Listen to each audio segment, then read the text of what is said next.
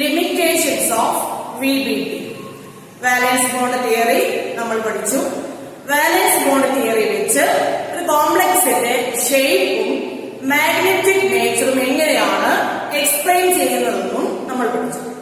ഇനി എന്തൊക്കെയാണ് valence bond തിയറിയുടെ ലിമിറ്റേഷൻസ്? ഒന്നാമത്തെ point, it involves a number of assumptions. Valence bond തിയറിയിൽ ഒരുപാട് അസംപ്ഷൻസ് ആണ് ഉള്ളത്. രണ്ടാമത്തെ point, it does not give quantitative interpretation of magnetic data. It does not give quantitative interpretation of magnetic data. മൂന്നാമത്തെ point, it does not explain the thermodynamic and kinetic stabilities of coordination compounds. ഒരു coordination കോമ്പൗണ്ടിന്റെ thermodynamic സ്റ്റെബിലിറ്റിയെ കുറിച്ചും kinetic സ്റ്റെബിലിറ്റിയെ കുറിച്ചും വാലൻസ് bond theory explain ചെയ്യുന്നില്ല. Next point, it does not explain the color exhibited by coordination compounds. Coordination compounds എന്തുകൊണ്ട് characteristic colour കാണിക്കുന്നു എന്ന് valence bond theory explain ചെയ്യുന്നില്ല. വേറൊരു limitation, it does not distinguish between strong and weak ligands. Valence bond theory വെച്ച് ലിഗാൻസിന്റെ strength നമുക്ക് കൃത്യമായിട്ട് explain ചെയ്യാൻ പറ്റില്ല. ഇതൊക്കെയാണ് വാലൻസ് ബോണ്ട് തിയറിയുടെ limitations. Next topic is crystal field theory, CFT. It is an electrostatic model. The crystal field theory considers the metal ligand bond to be purely ionic. മെറ്റലും ലിഗാൻഡും തമ്മിലുള്ള bond ionic ആണെന്നാണ് crystal field theory പറയുന്നത്. Here the anionic ligands are considered as point charges and neutral ligands as dipoles. ഈ theory പ്രകാരം anionic ലിഗാൻഡ്സിന് point charge ആയിട്ടും neutral മോളിക്യൂൾസിന് ഡൈപോൾസുമായിട്ടാണ് consider ചെയ്യുന്നത്. The 5 d orbitals in an isolated gaseous central metal atom have the same energy. That is, they are degenerate orbitals. ഒരു isolated gaseous central metal ആറ്റത്തിലുള്ള എല്ലാ d ഓർബിറ്റൽസിനും ഒരേ energy ആയിരിക്കും ഉണ്ടാവുക. അതായത് അത് degenerate orbitals ആണ്. ഒരേ എനർജിയുള്ള ഓർബിറ്റൽസിനെയാണ് ഡീജനറേറ്റ് ഓർബിറ്റൽസ് എന്ന് പറയുന്നത്. When the ligands approach the central metal atom, this degeneracy of d orbitals is lifted. Ligands central metal ആറ്റത്തിനെ അപ്രോച്ച് ചെയ്യുമ്പോൾ ഈ ഡീജനറസി നഷ്ടപ്പെടുന്നു. ലിഗാൻസിന്റെ ഇലക്ട്രോൺസും സെൻട്രൽ മെറ്റൽ അയോണിന്റെ ഇലക്ട്രോൺസും തമ്മിൽ റിപ്പൾഷൻ ഉണ്ടാവും. അങ്ങനെ ഈ d ഓർബിറ്റൽസ് ഡീജനറസി നഷ്ടപ്പെട്ട് രണ്ട് സെറ്റ് ആയിട്ട് സ്പ്ലിറ്റ് ചെയ്യും. ഇതിനെയാണ് ക്രിസ്റ്റൽ ഫീൽഡ് സ്പ്ലിറ്റിംഗ് എന്ന് പറയുന്നത്. The conversion of 5 degenerate d orbitals of central metal atom into 2 sets of orbitals having different energies is called crystal field splitting. ഒരേ എനർജിയുള്ള സെൻട്രൽ മെറ്റൽ ആറ്റത്തിന്റെ 5 d ഓർബിറ്റൽസിന് ഡിഫറെന്റ് എനർജിയുള്ള രണ്ട് set orbitals ആക്കി split ചെയ്യുന്ന പ്രോസസ്സിനെയാണ് crystal field splitting എന്ന് പറയുന്നത്. Crystal field splitting in octahedral coordination complex. നമ്മൾ പറഞ്ഞു ligand approach ചെയ്യുമ്പോൾ central metal ആറ്റത്തിന്റെ ഡീജനറേറ്റ് ആയിട്ടുള്ള d ഓർബിറ്റൽസ് രണ്ട് സെറ്റ് ആയിട്ട് സ്പ്ലിറ്റ് ചെയ്യും. ഈ രണ്ട് സെറ്റ്സ് ഓഫ് ഓർബിറ്റൽസ് എന്ന് പറയുന്നത് EG സെറ്റ്സ് ഓഫ് ഓർബിറ്റൽസും T2G സെറ്റ്സ് ഓഫ് ഓർബിറ്റൽസുമാണ്. EG set of of orbital എന്ന് പറയുന്നത് dx² - y² dz²മാണ്. T2d set of orbitals എന്ന് പറയുന്നത് dxy dxz and dyz. Ligand approach ചെയ്യുമ്പോൾ ഡീജനറേറ്റ് ആയിട്ടുള്ള d ഓർബിറ്റൽസ് രണ്ട് സെറ്റ് ഓഫ് ഓർബിറ്റൽസ് ആയിട്ട് സ്പ്ലിറ്റ് ചെയ്യുന്നു. ഒന്ന് EG സെറ്റ്, രണ്ടാമത് T2g സെറ്റ്. നമുക്കിവിടെ ആദ്യം പഠിക്കാനുള്ളത് ഒക്ടാഹെഡ്രൽ കോർഡിനേഷൻ കോമ്പൗണ്ട്സിൽ എങ്ങനെയാണ് ക്രിസ്റ്റൽ ഫീൽഡ് സ്പ്ലിറ്റിംഗ് നടക്കുന്നത്. ഒരു ഒക്ടാഹെഡ്രൽ ഫീൽഡില് ലിഗാൻഡ് അപ്രോച്ച് ചെയ്യുന്നത് എലോങ് ദ ആക്സിസ് ആണ്. ലിഗാൻഡ് അപ്രോച്ച് ചെയ്യുന്നത് ആക്സിസിലൂടെ ആയിരിക്കും. അതുകൊണ്ട് ആക്സിസില് ലോബ്സ് വരുന്ന d ഓർബിറ്റൽസിലെ ഇലക്ട്രോൺസിനായിരിക്കും കൂടുതൽ റിപ്പൾഷൻ ഉണ്ടാവുക. നമ്മൾ പറഞ്ഞു ലിഗാൻഡ്സിന്റെ ഇലക്ട്രോൺ പെയർസും സെൻട്രൽ മെറ്റൽ ആറ്റത്തിന്റെ ഇലക്ട്രോൺ പെയർസും തമ്മിൽ റിപ്പൾഷൻ ഉണ്ടാവും. ലിഗാൻഡ് അപ്രോച്ച് ചെയ്യുന്നത് എലോങ് ദ ആക്സിസ് ആയതുകൊണ്ട് ആക്സിസില് ലോബ്സ് വരുന്ന d ഓർബിറ്റൽസിലെ ഇലക്ട്രോൺസിനായിരിക്കും കൂടുതൽ റിപ്പൾഷൻ ഉണ്ടാവുക. എലോങ് ദ ആക്സിസില് ലോബ്സ് വരുന്ന d ഓർബിറ്റൽസ് എന്ന് പറയുന്നത് dx² - y² dz²മാണ്. d ഓർബിറ്റൽസിന്റെ സ്ട്രക്ചർ ഒക്കെ നിങ്ങൾ ഫസ്റ്റ് ഇയറിൽ പഠിച്ചിട്ടുള്ളതാണ്. എലോങ് ദ ആക്സിസില് ലോബ്സ് വരുന്ന d ഓർബിറ്റൽസ് dx² - y² dz²മാണ്. അതുകൊണ്ട് ഈ ഓർബിറ്റൽസിലെ ഇലക്ട്രോൺസിനായിരിക്കും കൂടുതൽ റിപ്പൾഷൻ. ബിറ്റ്വീൻ ദ ആക്സിസിലെ ലോബ്സ് വരുന്ന d ഓർബിറ്റൽസിലെ ഇലക്ട്രോൺസിന് റിപ്പൾഷൻ കുറവായിരിക്കും. എലോങ് ദ ആക്സിസില് ലോബ്സ് ഉള്ള d ഓർബിറ്റൽസിലെ ഇലക്ട്രോൺസിനായിരിക്കും ബിറ്റ്വീൻ ദ ആക്സിസില് ലോബ്സ് ഉള്ള d ഓർബിറ്റൽസിലെ ഇലക്ട്രോൺസിനേക്കാളും റിപ്പൾഷൻ കൂടുതൽ. അതുകൊണ്ട് dx² - y² ഓർബിറ്റലിനും dz² ഓർബിറ്റലിനുമാണ് കൂടുതൽ റിപ്പൾഷൻ ഉണ്ടാവുക. അതുകൊണ്ട് ഇവരുടെ എനർജി മറ്റു ഓർബിറ്റിനേക്കാളും കൂടുതലായിരിക്കും. അതായത് EG സെറ്റ് ഓഫ് ഓർബിറ്റൽസിനായിരിക്കും T2g സെറ്റ് ഓഫ് ഓർബിറ്റൽസിനേക്കാളും കൂടുതൽ എനർജി. അതിന്റെ ഡയഗ്രാം നോക്കുക. ഒരു സെൻട്രൽ മെറ്റൽ ആറ്റത്തിലെ d ഓർബിറ്റൽസ് എല്ലാം ഡീജനറേറ്റ് ആണ്, ഒരേ എനർജിയാണ് ഉള്ളത്. ലിഗാൻഡ് അപ്രോച്ച് ചെയ്യുമ്പോൾ ഡീജനറസി നഷ്ടപ്പെടുന്നു. അതായത് ഈ ഓർബിറ്റൽസിന്റെ എനർജി കൂടും. എനർജി കൂടി അത് രണ്ട് സെറ്റ് ആയിട്ട് സ്പ്ലിറ്റ് ചെയ്യുന്നു. ഒക്ടാഹെഡ്രൽ ഫീൽഡില് ലിഗാൻഡ് വരുന്നത് എലോങ് ദ ആക്സിസ് ആയതുകൊണ്ട് എലോങ് ദ ആക്സിസില് ലോബ്സ് ഉള്ള d ഓർബിറ്റൽസിനാണ് കൂടുതൽ റിപ്പൾഷൻ. അതായത് അവയ്ക്കായിരിക്കും കൂടുതൽ എനർജി. EG സെറ്റ് ഓഫ് ഓർബിറ്റൽസിനാണ് കൂടുതൽ എനർജി. T2g സെറ്റ് ഓഫ് ഓർബിറ്റൽസിന് അതിനേക്കാൾ എനർജി കുറവായിരിക്കും. ഡീജനറേറ്റ് ഓർബിറ്റൽസ് രണ്ട് സെറ്റ് ആയിട്ട് സ്പ്ലിറ്റ് ചെയ്യുന്നു. ഒക്ടാഹെഡ്രൽ ഫീൽഡില് EG സെറ്റ് ഓഫ് ഓർബിറ്റൽസിനാണ് T2g സെറ്റ് ഓഫ് ഓർബിറ്റൽസിനേക്കാളും കൂടുതൽ എനർജി.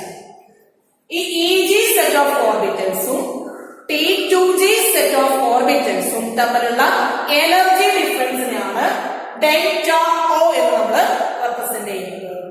ഒക്ടാഹെഡ്രൽ ഫീൽഡില് എങ്ങനെയാണ് d ഓർബിറ്റൽസ് സ്പ്ലിറ്റ് ചെയ്യുന്നതെന്ന് നമ്മൾ പഠിച്ചു. അതായത് EG സെറ്റ് ഓഫ് ഓർബിറ്റൽസിനായിരിക്കും T2g സെറ്റ് ഓഫ് ഓർബിറ്റൽസിനേക്കാളും കൂടുതൽ എനർജി ഉള്ളത്. ഈ EG സെറ്റ് ഓഫ് ഓർബിറ്റൽസും T2g സെറ്റ് ഓഫ് ഓർബിറ്റൽസും തമ്മിലുള്ള എനർജി ഗ്യാപ്പ് ആണ് നമ്മൾ ഡെൽറ്റ O എന്ന് റെപ്രസെന്റ് ചെയ്യുന്നത്. O means octahedral. ഇനി എങ്ങനെയാണ് ഈ d ഓർബിറ്റൽസില് ഇലക്ട്രോൺസ് ഫിൽ ചെയ്യുന്നത്? D1, D2, D3 കോൺഫിഗറേഷൻസ് ആണെങ്കിൽ ഇലക്ട്രോൺസ് ഫിൽ ചെയ്യുന്നത് T2g ഓർബിറ്റലായിരിക്കും. കാരണം T2gക്കാണ് EGയേക്കാളും എനർജി കുറവുള്ളത്. Therefore, ഹാൻസ് റൂൾ അനുസരിച്ച് T2g ഓർബിറ്റൽസിലാണ് ഇലക്ട്രോൺസ് ഫിൽ ചെയ്യുന്നത്. ഇനി D4 കോൺഫിഗറേഷൻ ആണെങ്കിൽ നാലാമത്തെ ഇലക്ട്രോണ് T2gയിലാണോ ഫിൽ ചെയ്യുന്നത് EGയിലാണോ ഫിൽ ചെയ്യുന്നത് എന്നുള്ളത് നമ്മൾ നോക്കുന്നത് ഡെൽറ്റ Oയും പെയറിംഗ് എനർജിയും കൂടെ ഇജിയും ഡിപിജിയും തമ്മിലുള്ള എനർജി ഡിഫറൻസ് ആണ് ഡെൽറ്റ ഒ. ഇനി എന്താണ് പെയറിംഗ് എനർജി? ഇലക്ട്രോൺസ് പെയർ ചെയ്യാൻ വേണ്ട എനർജിക്കാണ് പെയറിംഗ് എനർജി എന്ന് പറയുന്നത്. ഇലക്ട്രോണും ഇലക്ട്രോണും തമ്മിൽ റിപ്പൾഷൻ ഉണ്ടാവും. ആ റിപ്പൾഷനെ ഓവർകം ചെയ്തിട്ട് വേണം ഒരു ഓർബിറ്റലിൽ 2 ഇലക്ട്രോൺസ് ഫില്ല് ചെയ്യാൻ. അപ്പൊ അതിന് വേണ്ട എനർജിക്കാണ് പെയറിംഗ് എനർജി എന്ന് പറയുന്നത്. അപ്പൊ ഡെൽറ്റ ഒയും പെയറിംഗ് എനർജിയും കൂടെ കമ്പയർ ചെയ്തിട്ടാണ് T2Gയില് പെയറിംഗ് നടക്കോ അതോ ഇലക്ട്രോണ് ഇജിയിലോട്ട് പോകുമോ എന്നൊക്കെ തീരുമാനിക്കുന്നത്. If delta O is greater than pairing energy, delta O pairing എനർജിയേക്കാൾ കൂടുതലാണെങ്കിൽ pairing occurs. delta O pairing എനർജിയേക്കാൾ കൂടുതലാണെങ്കിൽ T2Gയില് pairing നടക്കുന്നു. അപ്പൊ ഇലക്ട്രോണിക് കോൺഫിഗറേഷൻ വരുന്നത് T2Gയില് 4, ഇജിയില് 0. T2G 4, EG 0. അതായത് വരുന്ന ലിഗാൻഡ്സ് സ്ട്രോങ് ലിഗാൻഡ്സ് ആണ്. അതുകൊണ്ടാണ് ഇലക്ട്രോൺ പെയറിംഗ് നടക്കുന്നത്. Delta O greater than P ആണെങ്കിൽ ഇലക്ട്രോൺ പെയറിംഗ് നടക്കും T2G ലെവലില്. അതായത് വരുന്ന ലിഗാൻഡ്സ് സ്ട്രോങ് ഫീൽഡ് ലിഗാൻഡ്സ് ആണ്. അങ്ങനെയുള്ള കോംപ്ലക്സസ് ലോ സ്പിൻ കോംപ്ലക്സസ് ആയിരിക്കും. ഇനി ഡെൽറ്റ ഒ പെയറിംഗ് എനർജിയേക്കാൾ കുറവാണെങ്കിൽ T2G ലെവലില് ഇലക്ട്രോൺ പെയറിംഗ് നടക്കില്ല. 4ാമത്തെ ഇലക്ട്രോൺ പോകുന്നത് ഇജി ഓർബിറ്റിലേക്കായിരിക്കും. അതുകൊണ്ട് അതിന്റെ ഇലക്ട്രോണിക് കോൺഫിഗറേഷൻ എന്ന് പറയുന്നത് T2G3 EG1 ആയിരിക്കും. 4ാമത്തെ ഇലക്ട്രോൺ ഇജിയിലോട്ടാണ് പോകുന്നത്. T2Gയില് പെയറിംഗ് നടക്കുന്നില്ല. ഇലക്ട്രോൺ പെയറിംഗ് നടക്കുന്നില്ല എന്ന് പറഞ്ഞാൽ തന്നെ നമുക്ക് മനസ്സിലാവും വരുന്ന ലിഗാൻഡ് വീക്ക് ഫീൽഡ് ലിഗാൻഡ്സ് ആയിരിക്കും. അങ്ങനെയുള്ള കോംപ്ലക്സസ് ഹൈ സ്പീഡ് കോംപ്ലക്സസ് ആയിരിക്കും. Next topic is crystal field splitting in tetrahedral complexes. Tetrahedral കോംപ്ലക്സസില് ലിഗാൻഡ്സ് അപ്രോച്ച് ചെയ്യുന്നത് ബിറ്റ്വീൻ ദ ആക്സിസിലൂടെ ആയിരിക്കും. ലിഗാൻഡ്സ് വരുന്നത് ബിറ്റ്വീൻ ദ ആക്സിസിലൂടെയാണ്. അതുകൊണ്ട് ബിറ്റ്വീൻ ദ ആക്സിസില് ലോബ്സ് വരുന്ന പി ഓർബിറ്റൽസിലെ ഇലക്ട്രോൺസിനായിരിക്കും കൂടുതൽ റിപ്പൾഷൻ ഉണ്ടാവുന്നത്. എലോങ് ദ ആക്സിസില് ലോബ്സ് ഉള്ള ഡി ഓർബിറ്റൽസിലെ ഇലക്ട്രോൺസിനേക്കാളും കൂടുതൽ റിപ്പൾഷൻ എക്സ്പീരിയൻസ് ചെയ്യുന്നത് ബിറ്റ്വീൻ ദ ആക്സിസില് ലോബ്സ് ഉള്ള ഡി ഓർബിറ്റൽസിലെ ഇലക്ട്രോൺസ് ആയിരിക്കും. ബിറ്റ്വീൻ ദ ആക്സിസ് ലോബ്സ് ഉള്ള ഡി ഓർബിറ്റൽസ് എന്ന് പറയുന്നത് DXY, DXZ ആൻഡ് DYZ. അതുകൊണ്ട് ഈ ഓർബിറ്റൽസിലെ ഇലക്ട്രോൺസിനായിരിക്കും കൂടുതൽ റിപ്പൾഷൻ ഉണ്ടാവുക. അതായത് DXZ, DYZ, DXZ ഓർബിറ്റൽസിന് DX² - Y² DZ² എന്നീ ഓർബിറ്റൽസിനേക്കാളും കൂടുതൽ എനർജി ആയിരിക്കും.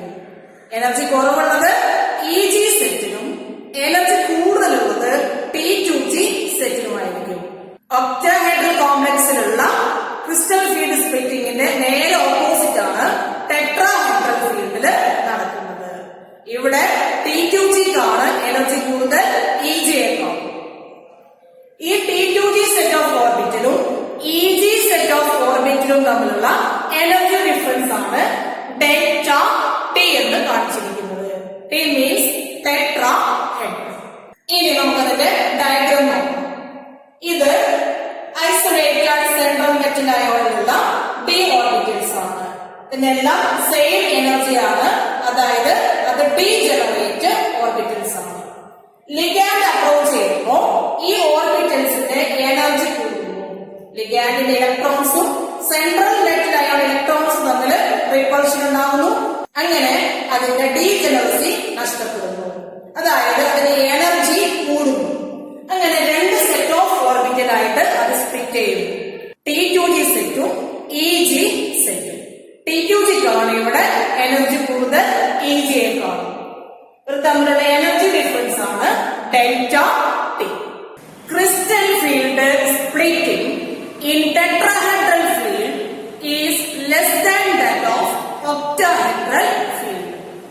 Octahedral fieldലെ crystal field splittingനേക്കാളും കുറവായിരിക്കും tetrahedral fieldലെ crystal field splitting. Delta T is equal to 4 by 9 delta O. Delta T is equal to 4 by 9 delta O. Therefore, low speed complexes are rarely observed in tetrahedral field. Tetrahedral fieldle crystal field splitting energy കുറവാണ്. അതുകൊണ്ട് electrons lower ലെവലില് pairing നടക്കുന്നതിന് മുന്നേ higher ലെവലിലേക്ക് പോകുന്നു. Lower ലെവലില് pairing നടക്കുന്നതിന് വേണ്ട എനർജിയേക്കാൾ കുറവായിരിക്കും crystal field splitting energy. Lower ലെവലില് therefore unpaired electrons are present. അതുകൊണ്ട് unpaired electrons present ആയിരിക്കും. അതുകൊണ്ട് unpaired electrons present ആയതുകൊണ്ട് അത് high speed complexes ആയിരിക്കും. ടെട്രാഹെഡ്രൽ ഫീൽഡില് ക്രിസ്റ്റൽ ഫീൽഡ് സ്പ്ലിറ്റിംഗ് എനർജി കുറവായതുകൊണ്ട് ഈജിയില് പെയറിംഗ് നടക്കുന്നതിന് മുന്നേ ഇലക്ട്രോൺസ് ഹയർ ലെവലായ TQGയിലേക്ക് പോകുന്നു. അതുകൊണ്ട് ടെട്രാഹെഡ്രൽ കോംപ്ലക്സസ് കൂടുതലും ഹൈ സ്പീഡ് കോംപ്ലക്സസ് ആയിരിക്കും.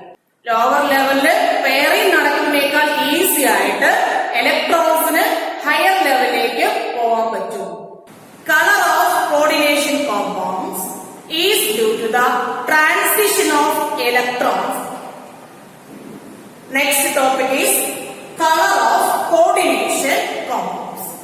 Colour of coordination compounds is due to the transition of electrons from T2G level to EG level in octahedral field and from EG level to TQG level in tetrahedral field by the absorption of certain parts of light.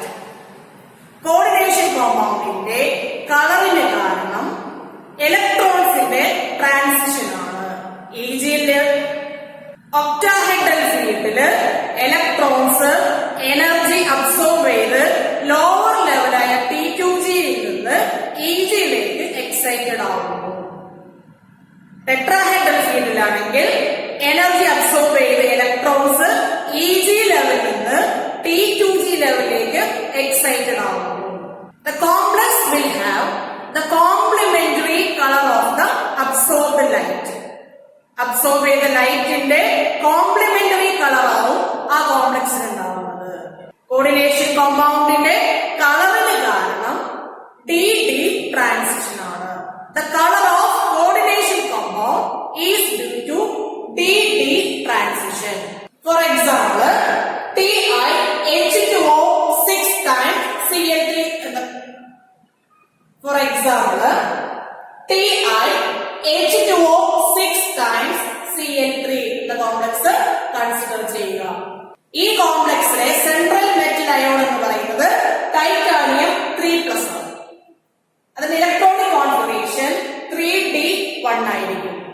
Outer most electronic configuration 3D1 ആയിരിക്കും. D ഓർബിറ്റലില് ഒരു electron ആണ് ഉള്ളത്. ഇതൊരു octahedral complex ആണ്. അതുകൊണ്ട് ഈ electron occupy ചെയ്യുന്നത് T2Gയിലായിരിക്കും. T2Gയിലെ ഈ ഒരു electron yellow green light absorb ചെയ്യുന്നു. അങ്ങനെ EG ലെവലിലേക്ക് എക്സൈറ്റഡ് ആവുന്നു. അബ്സോർബ്ഡ് ലൈറ്റിന്റെ കോംപ്ലിമെന്ററി കളർ ആയിരിക്കും ആ കോംപ്ലക്സിന്റെ കളർ. ഈ കോംപ്ലക്സിന്റെ കളർ വയലറ്റ് ആയിരിക്കും. In the absence of ligands crystal field splitting do not occur and the substance is colorless. ലിഗാൻഡ്സിന്റെ പ്രസൻസിന് മാത്രമാണ് ക്രിസ്റ്റൽ ഫീൽഡ് സ്പ്ലിറ്റിംഗ് നടക്കുന്നത്. ലിഗാൻഡ് ഇല്ലെങ്കിൽ ക്രിസ്റ്റൽ ഫീൽഡ് സ്പ്ലിറ്റിംഗ് നടക്കില്ല, DD ട്രാൻസിഷൻ നടക്കില്ല. അതുകൊണ്ട് ലിഗാൻഡിന്റെ ആബ്സെൻസില് ആ സബ്സ്റ്റൻസ് കളർലെസ് ആയിരിക്കും. For example anhydrous copper sulfate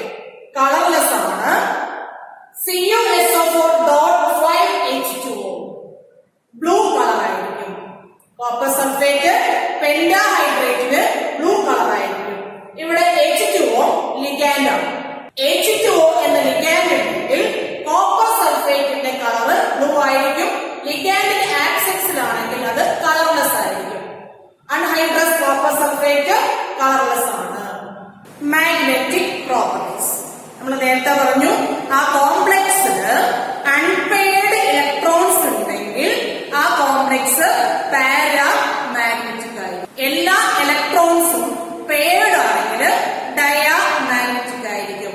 അതായത് അൺപെയർഡ് ഇലക്ട്രോൺസ് ഇല്ലെങ്കിൽ അത് ഡയാമാഗ്നറ്റിക് ആയിരിക്കും. അൺപെയർഡ് ഇലക്ട്രോൺസ് ഉണ്ടെങ്കിൽ അത് ഹൈ സ്പീഡ് കോംപ്ലക്സസും അൺപെയർഡ് ഇലക്ട്രോൺസ് ഇല്ലെങ്കിൽ അത് ലോ സ്പീഡ് കോംപ്ലക്സസും ആയിരിക്കും. ഈ കോംപ്ലക്സിന്റെ മാഗ്നറ്റിക് മൊമെന്റ് കാൽക്കുലേറ്റ് ചെയ്യാൻ ഇക്വേഷൻ ആണ് speed only formula. Magnetic moment mu c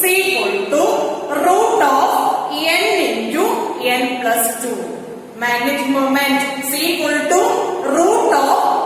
into n plus 2. Where n is the number of unpaired electrons. As number